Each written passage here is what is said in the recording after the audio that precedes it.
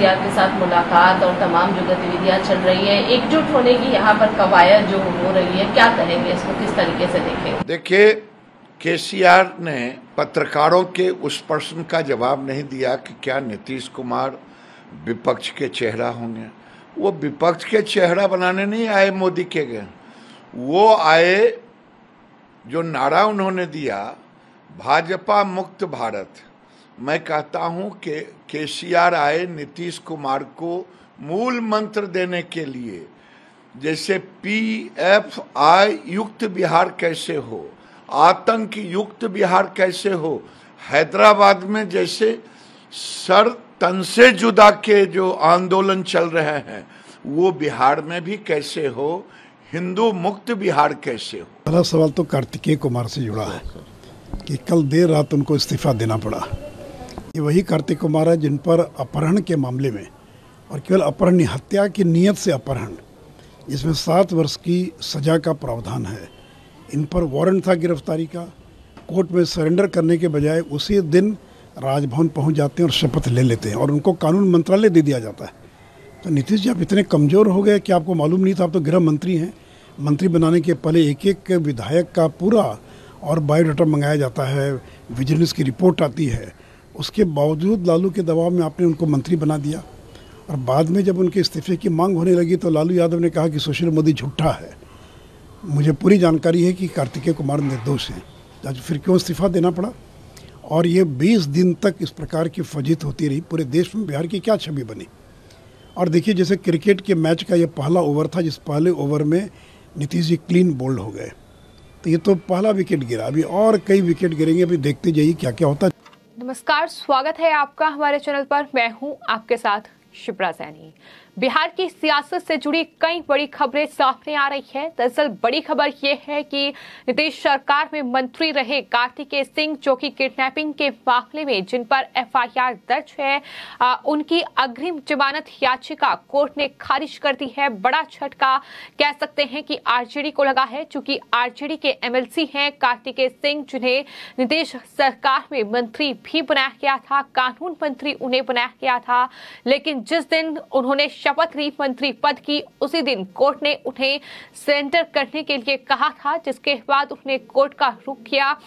अग्रिम जमानत याचिका अब कोर्ट ने खारिज कर दी है। तो ये बड़ा फैसला उनको लेकर सामने आया है। मामला 2014 का है। बिहटा में राजीव रंजन उर्फ राजू सिंह का अपहरण हुआ था, और इस मामले में बिहटा थाने में FIR दर्ज हुई थी। इसमें कार्तिकेय सिंह पर भी वारंट था और उन्हें 16 अगस्त को कोर्ट में सरेंडर करना था, लेकिन वो 16 अगस्त को मंत्री पद की शपथ ले रहे थे, और इस तरह से वो इस पूरे जाल में फंसे, जिसके बाद अब कहीं ना कहीं मुश्किलें बढ़ चुकी हैं। लेकिन वहीं बिहार में सियासत लगातार गरमाई हुई है। जिस तरह से अब RJD और JDU का गठबंधन हो चुका है।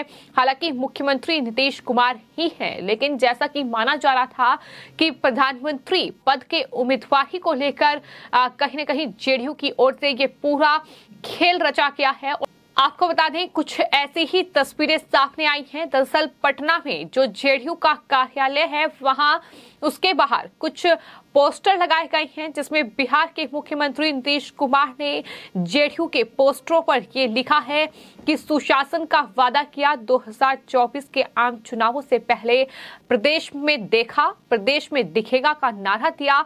इसके अलावा जुमला नहीं हकीकत, मन की नहीं काम की, प्रदेश में दिखा देश में भी दिखेगा, आश्वासन नहीं सुशासन। इस तरीके के जो पोस्टर हैं वो दरअसल पटना में JDU कार्यालय के बाहर लगाए गए हैं। माना जा रहा है कि दरअसल तेलंगाना के जो मुख्यमंत्री हैं KCR, उनका दौरा जो बिहार में हुआ है, और जिस तरह से PM कैंडिडेट को लेकर ये पूरा घमासान मचा हुआ है, इस बीच अब JDU ने नीतीश कुमार को मुख्यमंत्री के उम्मीदवार के तौर पर पेश कर दिया है। यानी KCR को साफ संदेश दे दिया है कि 2024 लोकसभा चुनाव में प्रधानमंत्री पद के उम्मीदवार दरअसल नीतीश कुमार ही होंगे, इस तरीके के पोस्टर लगाकर साफ तौर पर जेडीयू ने संदेश देने की कोशिश की थी।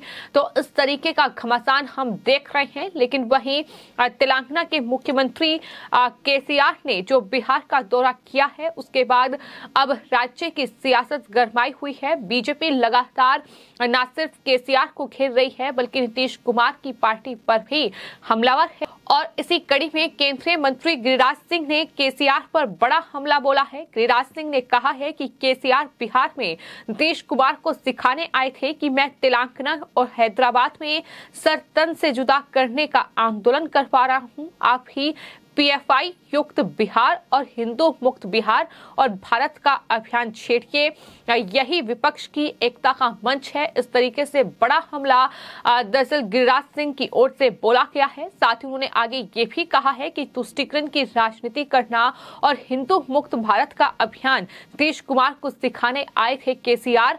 तो इस तरीके से लगातार विपक्ष में लुका छिपी का खेल चल रहा है। साथ ही गिरिराज सिंह ने तंज कसते हुए ये सवाल भी पूछा कि प्रधानमंत्री पद के उम्मीदवार केसीआर होंगे या फिर नीतीश कुमार होंगे, क्योंकि यही सवाल प्रेस कॉन्फ्रेंस में भी केसीआर से पूछा गया था। लेकिन उस वक्त क्या दृश्य वहां देखने को मिला, किस तरह से नीतीश कुमार कुर्सी से खड़े हो गए और केसीआर ये कहते रह गए कि आप बैठिए, लेकिन नीतीश कुमार नहीं बैठे। और इस तरीके से अब बीजेपी उस पूरे दृश्य को लेकर ही कहीं ना कहीं आरजेडी जेडीयू की सरकार और साथ ही साथ केसीआर पर हमलावर नजर आ रही है। साफ तौर पर गिरिराज सिंह ने ये पूछा है कि प्रधानमंत्री पद के उम्मीदवार केसीआर होंगे या नीतीश कुमार होंगे या फिर ममता बनर्जी की राहुल गांधी। ये सवाल उनकी तरफ से किया गया है, क्योंकि जिस तरीके से प्रेस कॉन्फ्रेंस में भी ये सवाल उठे तो नीतीश कुमार समझते हैं कि केसीआर के मन में क्या चल रहा है।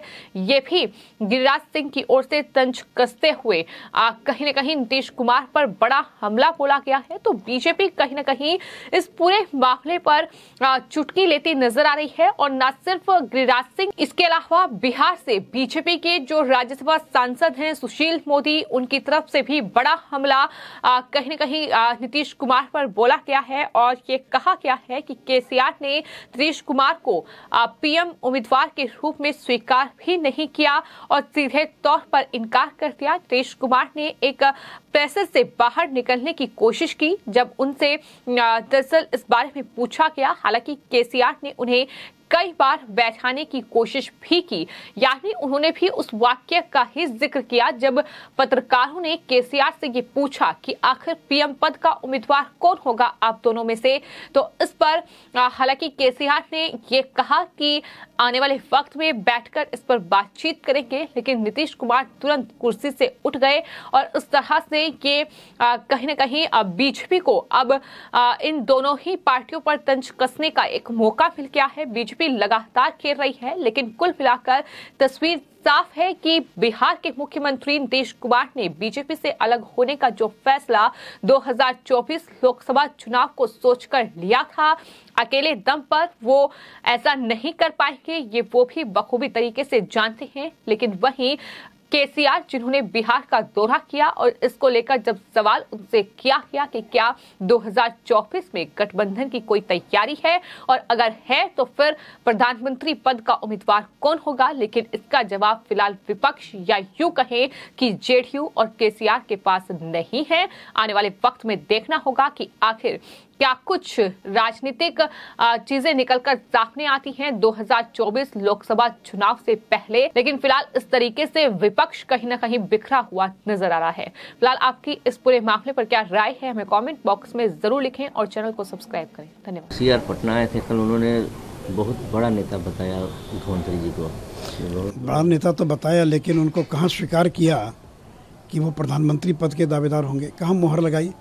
तो नीतीश जी ने तो बहुत योजनाबद्ध तरीके से केसीआर को बुलाया था कि केसीआर यहाँ पर आएंगे तो उनके नाम की मोहर लगाएंगे कि ये संयुक्त विपक्ष के उम्मीदवार नीतीश कुमार होंगे, लेकिन उन्होंने तो साफ इनकार कर दिया और नीतीश जी उठकर जाने लगे। कम से कम आधे दर्जन बार केसीआर ने उनको बैठाने का प्रयास किया, लेकिन वो बैठने के लिए तैयार नहीं हो रहे थे। तो देखिए, कोई किसी को स्वीकार नहीं करेगा। और ये दोनों दिवा स्वप्न देखने वाले, दिन में सपना देखने वाले लोग हैं। जैसे आदमी दिन में सपना देखता है कि मैं अरबपति हो गया, तो ये सपना देख रहे दिन में कि हम प्रधानमंत्री बन गए। अभी तो पहले 23 का चुनाव है विधानसभा का, तो केसीआर जी पहले तो अपनी गद्दी बचाइए। आप मुख्यमंत्री 24 तक रहेंगे कि नहीं रहेंगे? तो 24 तक न तो नीतीश कुमार बिहार के मुख्यमंत्री रह पाएंगे और न ही केसीआर। तो जिनको अपनी जिनकी गद्दी सुरक्षित नहीं है, जिनको ये पता नहीं कि मुख्यमंत्री कब तक रहेंगे, वो प्रधानमंत्री बनने का सपना देख रहे हैं।